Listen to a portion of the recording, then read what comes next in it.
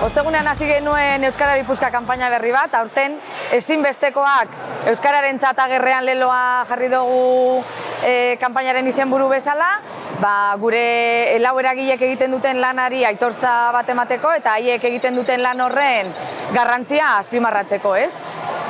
Kanpaina honetan, Nafarroako produktuekin osatutako 3 saski eskaintzen ditugu, beltza, berdea eta gorria, eta hoien helburua da, Nafarroako ekoizleak bultzatzea, baita ere, euskalgintzari babes bat ematea, ez? Saski bakoitzaren prezioaren 25% euskalgintzara bideratuko dugu.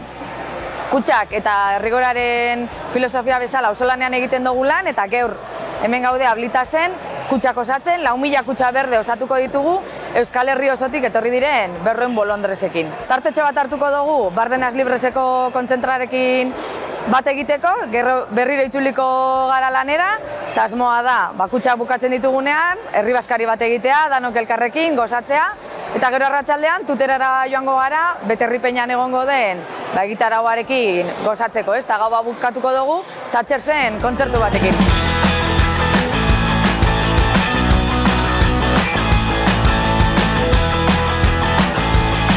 Hemetik dei egiten diegu Euskal Herriko euskaltzale guztiei, kutxak eskatzeko, errigora.eus webgunean sartzeko, haien herrietako gunea bilatu eta bertan saskiak eskatzeko, Ager eremuko euskaltzalei bultzada bat, babes bat erakusteko, eta euskalgintzako eragileek haien lanarekin jarraitu ahal izateko.